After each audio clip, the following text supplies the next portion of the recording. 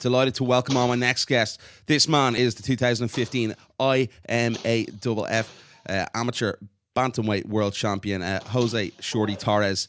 Jose, first of all, great to have you on the show, man. How's all with you? I believe you're down in Albuquerque, New Mexico, in the Jack's Wink MMA. Yeah, man. I actually got here yesterday, and right when I landed on the plane, immediately they're like, "Hey, you want to spar with John Dotson?" And I'm like, "Yeah, sure, why not?" Put my suitcases down, got my gear on, and went right in. So it's been a great time. I've only been here pretty much 36 hours, and I'm happy. I'm having a blast. Awesome stuff. Yeah, you're one of the most talked about guys probably in the world. Even I was over in July at the International Fight Week in Las Vegas, and there was a real hype about you. You were 8-0 as an amateur. You had a lot of amateur fights behind you before you made your pro debut at Titan FC 36. How important was that for you, that whole experience of the World Championships with the International Mixed Martial Arts Federation? I know the internet says a lot with my record. I'm actually 25-1. Okay. I lost my first one by decision. I went 25 straight. Two of the reasons were right when I signed up at Combat Dough, they're like, "Hey, you're not going to go professional unless you get 20 fights. That is the deal. I don't care if you go 0-20. I don't care if you go 20-0. As long as you get 20 fights, you can do whatever you want. Because at least by then, hopefully, you've had the chance to fight with people from all different levels. With kickboxers, judo guys, people who can transition well, and all that stuff. Because there's some areas that just they're just predominantly kickboxers. There's some areas that are just Muay Thai fighters or wrestlers. So getting all that different experience, different looks, mainly at the IMAF World Championship where I got to fight, Ireland, the UK, Kazakhstan, Bulgaria, and so many more.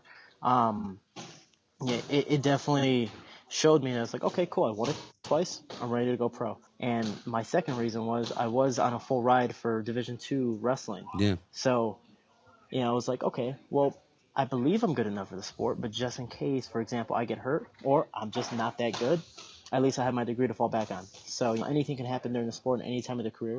You see top-notch athletes, break something and it's all over. So I have something to fall back on, and I just graduated last May. Yeah. So because of that, now I'm ready to turn professional, and I'm down here with Jackson Wink, and I'm telling you, the talent that they have here.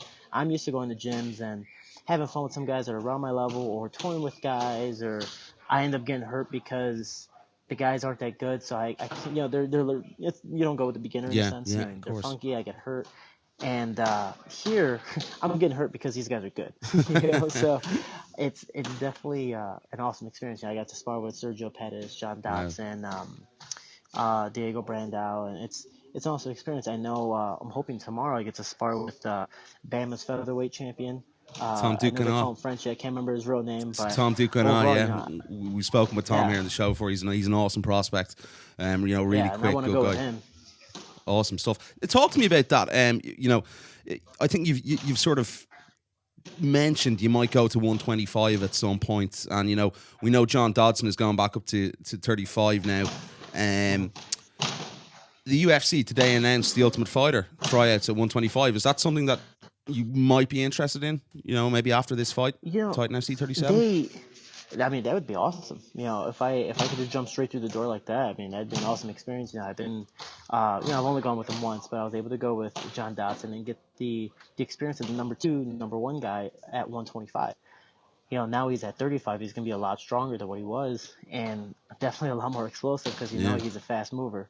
And I believe he's going to do well in his next fight. And getting that experience with these top-notch guys is definitely a great thing. But talking to them, right now because of nutrition, I weigh 146 naturally, and most of these guys are like, I weigh 146 too. Why don't you drop down to 25? I'm like, fine. I see, most of these guys, they're like, oh yeah, we're all 35, but they're like 5'9", 5'10", 6 feet tall. And I was like, no, 25, just it seems reasonable now, And I did it 5 years in college, and actually, if you must know, in September, most likely Titan will have their one of their cards. I know I'll be fighting for this one. I'll take the next one off, let my body recuperate because I am doing 2 in a row. Yeah. And then get my eating habits correct and work with nutrition a little more hands-on, and I'll drop down to 125 in September. You mentioned Lou as well, and he's working with Bones Jones as well. We've spoken with Lou here on the show in the past as well. He's working with Stephen Thompson as well, guys like that. He's developing a whole stable. Aljamain Sterling How good has Lou been with you? Because he seems to be the guy that everyone's going towards at the moment. Lou's fantastic. Not just as a dietitian or a nutritionist, but as a person. He's very realistic to where times I'm like, dude, I don't. One of the stories was I was watching fights. I forgot to bring my meal prep, and I was like, oh well, it's only concession stand food. It's hot dogs and burgers. What am I gonna do? Just eat nothing? He goes, well, you need to eat something. Get a burger. Take off the cheese, eat the patty, eat half the bun, bam. You got your protein, carbs, and fats. There you go. You're good for the rest of the day. You have a little more salt, so down it out with some water, maybe take a hot bath or sauna later, and you're fine. I was like, okay, no, yeah. And at least I'm still enjoying, the little cheap foods, if you want to call them in life, because everyone likes their wings, their burgers, tacos, whatever you want to call it, so if it fits in nutrition's, plan, it works well. So if I go, hey man, I want to have this bag of chips right here. He goes, as long as it has the proper protein, carbs, and fats that I want you to have right now, I don't care what you do. I don't care what you eat. As long as it has it, you're good. Yeah, Lou's awesome. It's been a great experience, man. And, again, he's worked with Johnny Hendricks the last fight. Yeah, Johnny exactly, Hendricks had a six-pack, which never seen him have a six-pack. John Jones is working with him. And, being the pound-for-pound fighter to immediately go, I want nutrition in here, in my camp, is an awesome experience for Lou and John. And being here, and having that experience to work with Lou hands-on and finally actually getting to meet him seeing the things that he does for his fighters, it's an amazing thing. And he's taught me a lot to where even if he's not around, I believe I can be able to manage, somewhat without him. He's taught me so much that I get to help my team, back in Chicago. It's a great experience. I learned a lot. Are you going to be predominantly down here? What's your time span spending in Albuquerque? Are you going to go back home up to Chicago before the fight, or what's the plan for the next couple of weeks? Well, the next couple of weeks, I've been traveling. This is a shorter training camp. I was in Kuwait with Titan FC for Armed Forces Entertainment, support the troops, and then I went to Phoenix to host the USA National Tournament, the UMUF, to get ready for the World Tournament. So I was there last week, and then immediately yesterday I took the flight over, and I'll be down here for 3 weeks, about probably around 21, 23 days. I'm not too sure.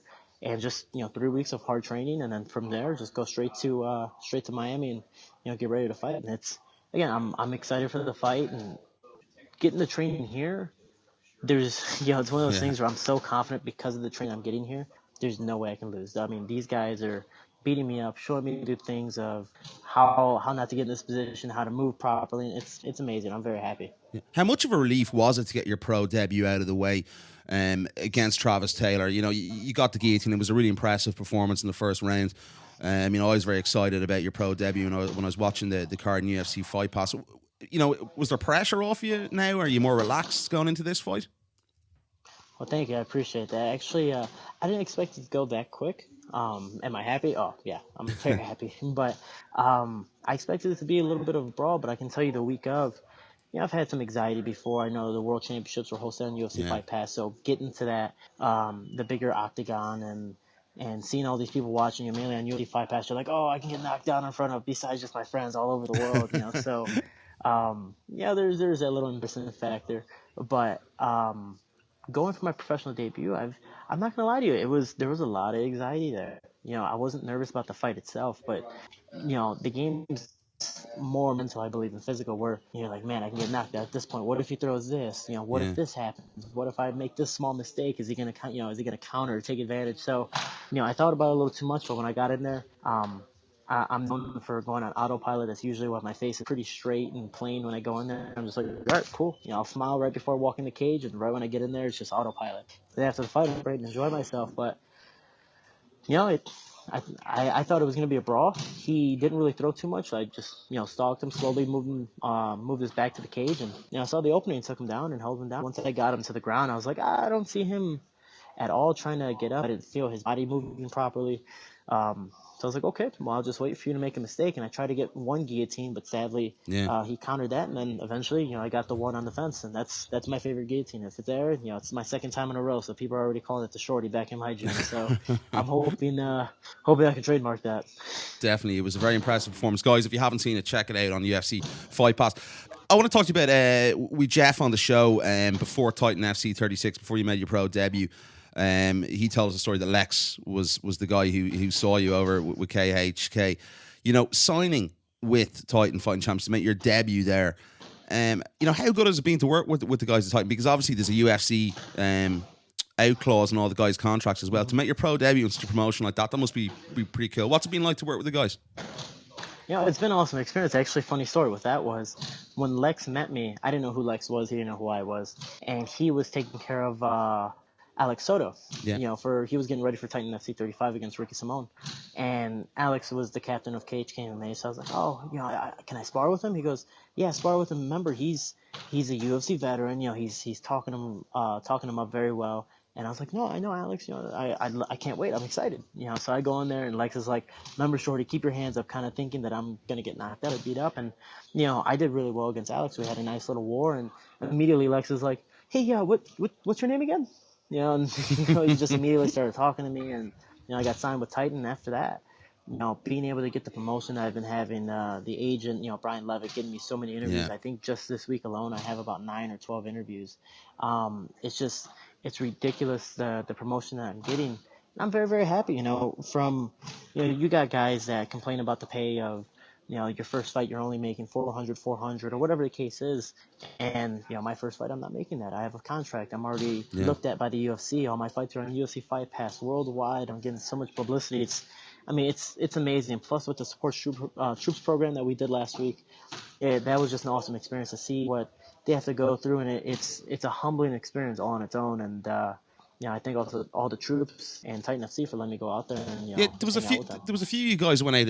A good pal of mine, Pat Healy, was out there as well. How did that come about? That whole going out to visit the troops. It was Pat Healy, Ricky Simone, Jason Witt, Lex, and I. And when Lex gave us a call, he's like, hey, would you like to go support troops? Would you ever do something like that? And immediately before he even told us where we were going, I was like, yeah, that'd be awesome. I've always wanted to do something like that. I always see celebrities doing it, and it was a good coincidence that the weekend before we went, Anthony Pettis and Donald Cerrone were down there. So I was like, oh, these guys are huge stars. I'd love to go. And it's not even that I'm the celebrity, because again, I'm 1-0. No one really knows me, and most of those guys that were there, they're like, it's different getting you guys to take us out of our norm, because we do the same schedule every single day. They're like, we're just happy to be able to roll around with you guys, meet guys like you.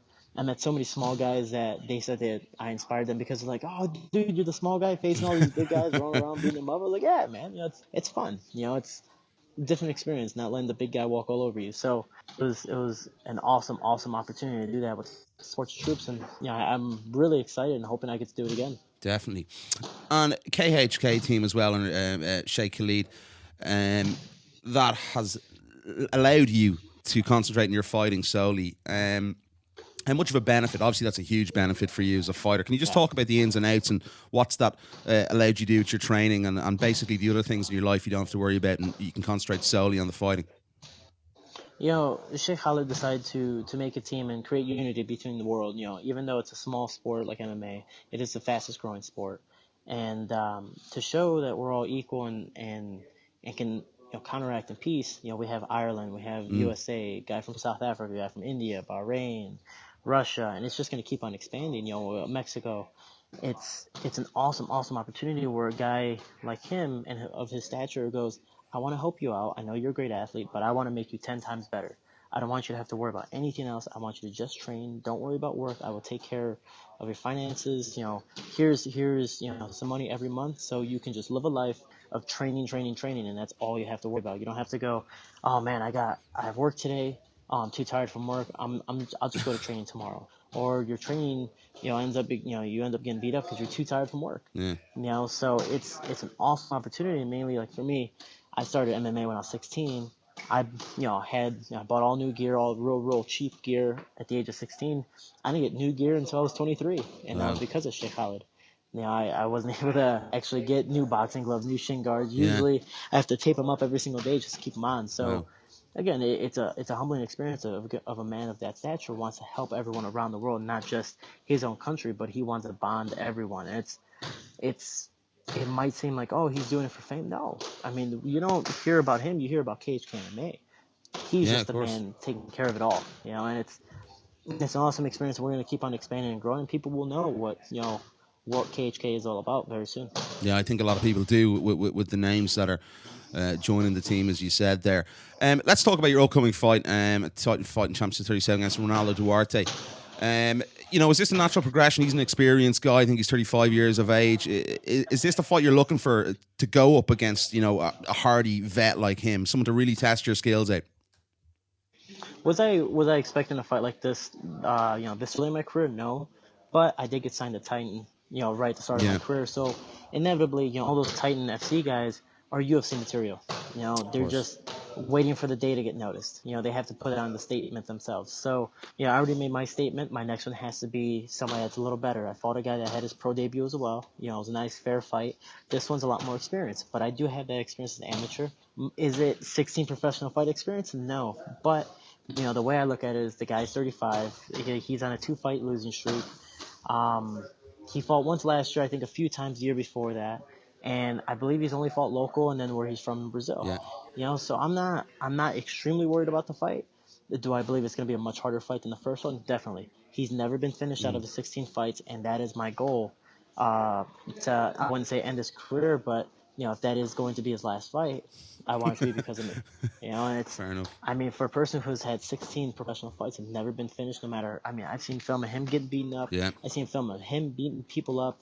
He just does not give up. And if I can be able to break an MMA veteran like that, I don't see why I shouldn't be called up, and I don't see why I shouldn't be talked about the way I am so far.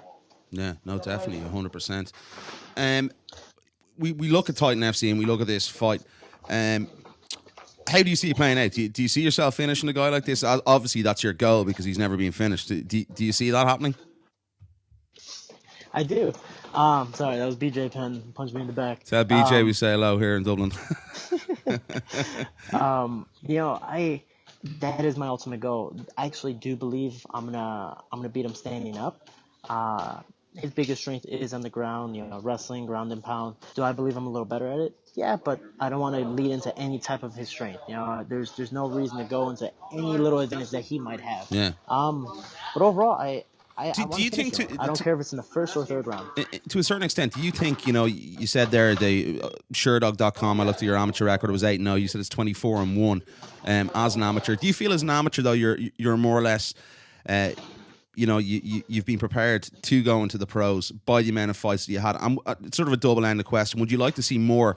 Some guys make the transition a little bit too quickly, I feel, from amateurs to pros. Would you like to see younger guys? What would your advice be to younger guys that are coming up on the amateur scene to take their time and maybe be a little bit more patient?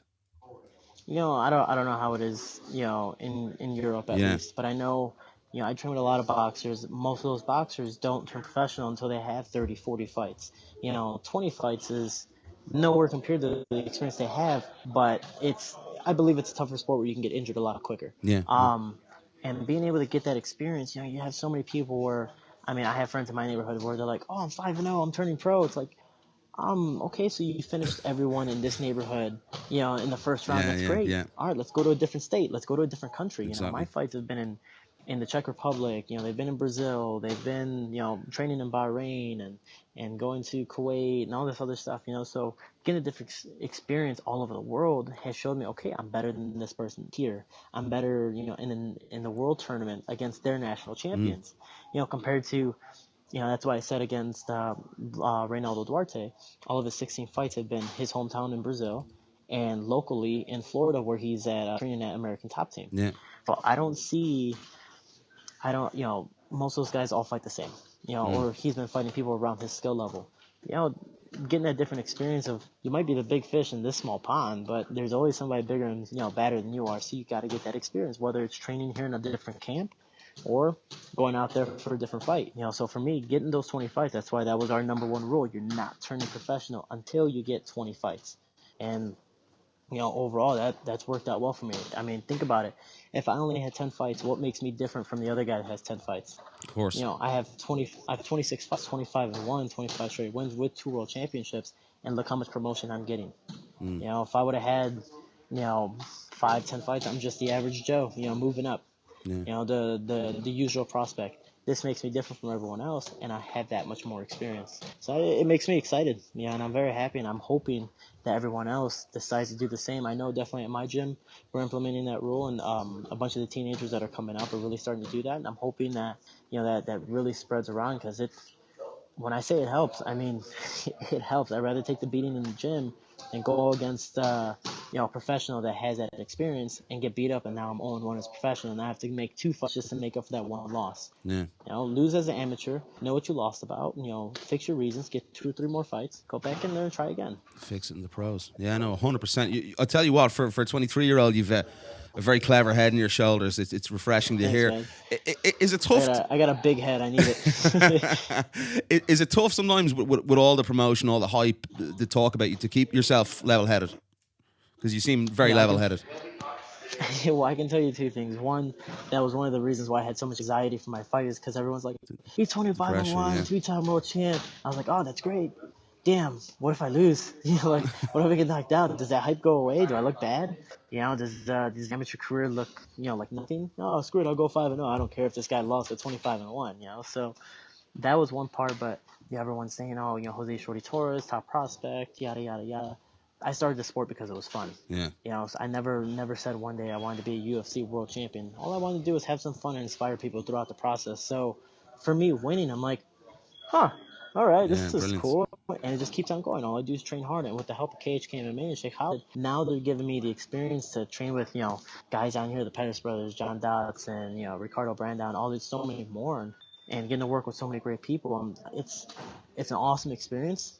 But it's humbling to me as well. I grew up from nothing, getting all this great stuff now. It's just, I wouldn't say it's a blessing, because I worked hard for this. Yeah. I definitely worked hard for it. It wasn't lucky or anything, but things happen for a reason. And again, that amateur experience definitely did help. And nothing's going in my head yet. Do I believe I'm better than some people? Yeah, but that's more of my truth, but it's not being big-headed. It's not being like, I'm going to, kick this guy's butt or do this to that person. No, I'm humble. I'm going to go in there humble. I'm going to leave humble, because once you start getting cocky, that's when you get knocked out. I'm pretty sure we can think of so many fighters that, put their hands up or started to do whatever, and then they get knocked down. Now they look like crap. Yeah. It's been a real pleasure to have you on the show. Do appreciate the time, and I'm really looking forward to that upcoming fight against Ronaldo Duarte at Titan FC 37 on UFC Fight Pass. Anyone you'd like to give a shout out to, or where can the guys find you?